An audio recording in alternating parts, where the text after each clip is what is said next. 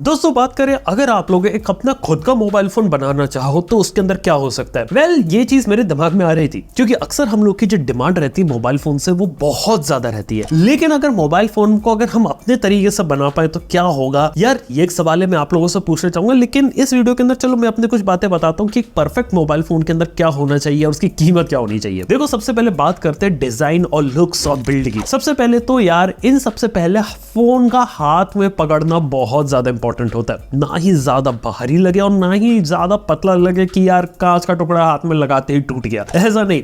Phone को ऐसा होना चाहिए कि हाथ में पकड़ने में परफेक्ट हो, डिस्प्ले का साइज परफेक्ट होना चाहिए। मेरी नजर में 6.3 से लेकर 6.5 6.6 तक ठीक है। इसके बाद ज्यादा जाते हैं ना तो ज्यादा बड़ा होने लगता है फोन। कई सारे लोगों को ज्यादा बड़ा फोन पसंद नहीं आता और छोटे फोन भी यार लोगों को भी इतना ज्यादा पसंद नहीं आती। कंटेंट कंजम्पशन इतना ज्यादा बढ़ गया। इसके साथ ही यहाँ पे बात करें तो ग्लास सैंडविच डिजाइन जो रहता है कि आगे पीछे ग्लास और बीच में मेटालिक फ्रेम है, वो आज भी मेरे को ज्यादा प्रीमियम लगता है। इवन जो वीगन लेदर आए ना उनसे भी, क्योंकि वीगन लेदर वाली चीज अभी भी उतनी ज्यादा एफिशिएंट नहीं है। लेकिन वीगन लेदर का बेनिफिट ये कि फोन थोड़ा सा लाइट वेट हो जाता है। और मेटालिक चीज जो मैं बता सकता हूँ कि यार वन ऑफ चीज है जो अभी हुई है यहाँ पे। इसके अलावा मेटालिक फोन्स का तो जमाना बिल्कुल भी आने नहीं वाला। तो यार ये एक चीज होगी इसके स्क्रीन साइज और डिस्प्ले से रिलेटेड। लेकिन इसके अंदर एक और चीज हो सकती है, वो हो सकती है फ्लैट डिस्प्ले। कर्व डिस्प्ले देखने सुनने में तो बड़ा अच्छा लगता है, बड़ा प्रीमियम फीचर लगता था। लेकिन आज के समय में कर्व डिस्प्ले कोई खास मतलब नहीं बनाता। साइड में एक्सीडेंशियल टचेस होते हैं। बेटर ये कि आप फ्लैट डिस्प्ले यूज करो। और डिस्प्ले के अंदर मार्केट में बहुत सारे हैं। सैमसंग के फोन्स के अंदर काफी सही डिस्प्ले, आईफोन्स के अंदर, इवन एंड्रॉइड के अंदर आप देख सकते हैं Xiaomi, Vivo ये बहुत अच्छे डिस्प्लेस प्रोवाइड करती है। आज के समय में सैमसंग फोन्स के अंदर PWM डिमिंग इतनी ज्यादा नहीं मिलती, लेकिन कई सारी कंपनीज अपने फोन के अंदर PWM डिमिंग पे काम कर रही है।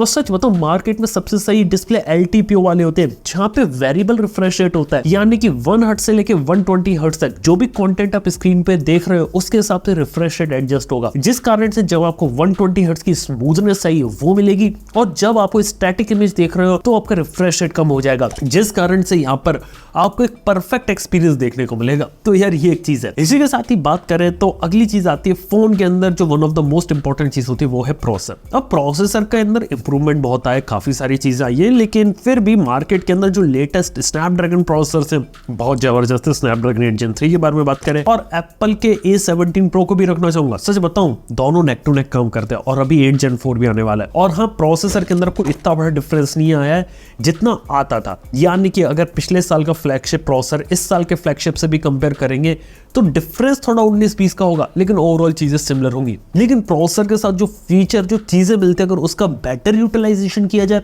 वो एक चीज है। जैसे कि Qualcomm वाले काफी सारी चीजों को प्रोवाइड करते हैं, जैसे डॉल्बी विजन में वीडियो रिकॉर्डिंग करना, Qualcomm की जो 3D ऑडियो टेक्नोलॉजी होती है, वो जो सारी चीजें लोग दिखाते हैं अगर वो सारी चीजें मोबाइल फोन में डाले ना मजा आ जाएगा। इवन AI के अंदर भी मैंने देखा है कि स्टेबल डिफ्यूजन बहुत सही चीज है, जिसके अंदर ये लोग मोबाइल फोन के अंदर ही इमेज जनरेट करवाते थे।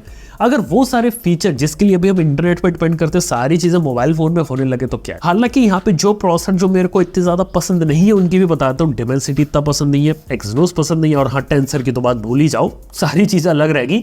लेकिन हाँ यार एक अच्छा प्रोसेसर होना जरूरी है यहाँ पे, with fast RAM and fast storage के साथ। और हाँ प्रॉपर कूलिंग भी यहाँ पर होना जरूरी है, जो यहाँ पे मोबाइल फोन को काफी अच्छा बनाती है। इसके साथ अगली चीज आती है कैमरास की। 3 कैमरास मोर देन सफिशिएंट है। नॉर्मल कैमरा, अल्ट्रा वाइड और टेलीफोटो जूम लेंस, सबके अंदर स्टेबलाइजेशन हो तो बहुत अच्छी चीज है, जो कि हो ऑप्टिकली वाला। इसके साथ ही कैमरा के अंदर जो इमेज प्रोसेसिंग देखिए वो गूगल पिक्सल की तो बहुत सही रहती है। गूगल पिक्सल और सैमसंग की इमेज प्रोसेसिंग नाइट मोड वो मेरे को बहुत अच्छा लगता है। कलर्स बिल्कुल ही नेचुरल लगते हैं। वो सारी चीजें लोग लेकर आए मोबाइल फोन में, बहुत सही चीज है। लेकिन वीडियो रिकॉर्डिंग एक ऐसी चीज है जो आईफोन करता है वो बहुत सही है। वीडियो रिकॉर्डिंग कैपेबिलिटीज आईफोन की लाओ, picture taking capabilities Google pixel की लाओ, बहुत अच्छा कॉम्बिनेशन बन सकता है। इसके साथ ही नाइट फोटोग्राफी में भी काम यहाँ पे करना की काफी ज्यादा जरूरत है वो है। और हाँ सेल्फी कैमरा भी देखा जाए तो काफी सारे फोन्स का एवरेज है, लेकिन वहां पर वीडियो रिकॉर्डिंग में अभी भी काम हो सकता है। कितने फोन है जो आज के समय में 4K सेल्फी कैमरा से निकाल सकते हैं, क्योंकि यार मोबाइल फोन के कैमरा 4K 60 FPS कर सकते हैं। अगर सेल्फी में अगर 4K 60 FPS होने लगे तो यार कमाल की चीज नहीं होगी। इसके साथ ही बात करें तो अगली चीज आती है बैटरी और चार्जिंग की। बैटरी यार मोबाइल फोन में ऐसी होनी चाहिए जो आपका एक दिन पूरा निकाल दे और अगले दिन के लिए भी बची रहे, क्योंकि कई बार आपके पास टाइम नहीं होता जल्दी चार्ज करने के लिए भी, तो 1-1.5 दिन का अगर बैटरी बैकअप मिल रहा है तो बहुत अच्छी चीज है। बैटरी टेक के ऊपर काम करना चाहिए। हाल ही में सुना है Xiaomi जैसी कंपनी 7,500 mAh की बैटरी को टेस्ट कर रही है। अगर 5,000, 6,000, 7,000 mAh की बैटरी है, मेरे को कोई प्रॉब्लम नहीं है। फोन के अंदर जितनी लंबी बैटरी होगी मेरे को तो उससे अच्छा ही है। फोन की थिकनेस थोड़ी बहुत बढ़ा दो, लेकिन फोन को ऐसा मत करो कि पीछे पावर बैंक की चिपका दिया। बस फोन की थिकनेस थोड़ी सी इंक्रीज करो, लेकिन बैटरी बैकअप अच्छा होना चाहिए। इसके साथ ही बात करें तो फोन के अंदर फास्ट चार्जिंग की भी बात करें तो हाँ, फास्ट चार्जिंग हो, लेकिन जरूरत से ज्यादा फास्ट चार्जिंग ना हो और ना ही जरूरत से ज्यादा स्लो चार्जिंग हो। यानी कि slow charging in the sense जो आईफोन के अंदर स्लो चार्जिंग आती है वो, और फास्ट चार्जिंग 100 वाट के ऊपर वाली। 40 वाट, 50 वाट, 60 वाट तक की चार्जिंग मोर देन सफिशिएंट है ज्यादातर फोन्स के लिए। और इसकी चार्जिंग को इस तरीके से करना चाहिए कि जब फोन का टेम्परेचर वाला चीज सही है तब उसको जल्दी जल्दी चार्ज करो, लेकिन जैसे जैसे टेम्परेचर बढ़ने लगे तो चार्जिंग को कंट्रोल करो, जिससे बैटरी हेल्थ भी यहाँ पे मेंटेन रहेगी।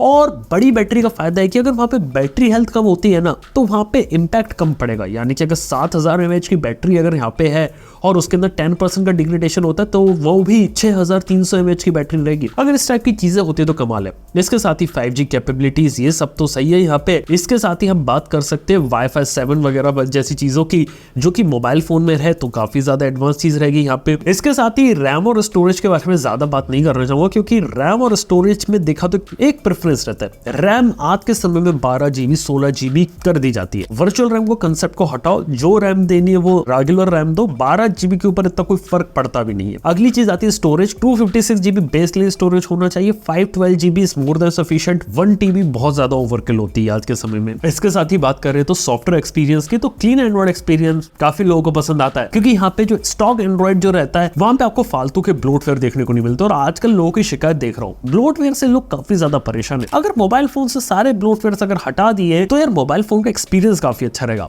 और हाँ, यहाँ पे मैं थर्ड पार्टी ब्लोटवेयर के लिए फर्स्ट पार्टी ब्लोटवेयर की बात करता हूँ। Xiaomi अपने HyperOS में फर्स्ट पार्टी ब्लोटवेयर देता है। Realme UI के अंदर ब्लोटवेयर आते हैं। अरे अब तो OnePlus के OxygenOS में भी ब्लोटवेयर मैंने देखे हैं यहाँ तो हाँ, ये ब्लोटवेयर वाली चीज कम करे, फीचर रिच रखे, अपडेट कंसिस्टेंटली प्रोवाइड करे। पिक्सल UI काफी सही लगा मेरे को, और इसके साथ ही नथिंग वाला जो UI है वो अच्छा लगा। इसके साथ अपडेट में कर सकते हैं कि हर महीने सिक्योरिटी पैचेस की अपडेट को प्रोवाइड करे। और iOS और एंड्रॉइड में मेरे को एंड्रॉइड ही ज्यादा पसंद आता है। इस वजह से एंड्रॉइड के अंदर सिक्योरिटी पैचेस और सारी चीजों के ऊपर काम किया जाए तो वो बेटर चीज है। और हाँ, हर महीने सिक्योरिटी पैच के साथ 1-2 नए फीचर को इंट्रोड्यूस किया जाए तो वो बेटर चीज रहेगी, क्योंकि एंड्रॉइड वर्जन से बेटर है कि यहाँ पे फीचर्स को इंप्लीमेंट किया जाए और छोटे छोटे माइनर अपडेट्स उसको और ज्यादा रिफाइन किया जाए। अगली चीज यहाँ पर ये रहेगी कि यहाँ पे एंड्रॉइड के अंदर एक प्रॉब्लम यहाँ रहती है कि यार अपडेट लंबे समय तक नहीं मिलते, लेकिन अब हम देख रहे हैं कि 7-7 साल तक अपडेट प्रोमिस किए जा रहे हैं, जो बहुत अच्छी चीज है। और अगर एक महंगा फोन बना रहे हो, प्रीमियम लेवल का फोन बना रहे हो और ड्रीम फोन बना रहे हो तो 7 साल तक एंड्रॉइड अपडेट मिले, किसे पसंद नहीं आएगा। इसके साथ ही जो चीजें फोन के अंदर इतनी ज्यादा सेंस नहीं बनाती आज के समय में वो है फोल्डेबल टेक्नोलॉजी। फोल्डेबल आज के समय बहुत ही ज्यादा प्रीमियम चीज लगती है, लेकिन फोल्डेबल मेन स्ट्रीम जगह नहीं बना सकती वो है। इसके साथ ही आर्टिफिशियल इंटेलिजेंस, तो ये है कि यार जब तक मोबाइल फोन में आर्टिफिशियल इंटेलिजेंस ऑन डिवाइस नहीं आएगी,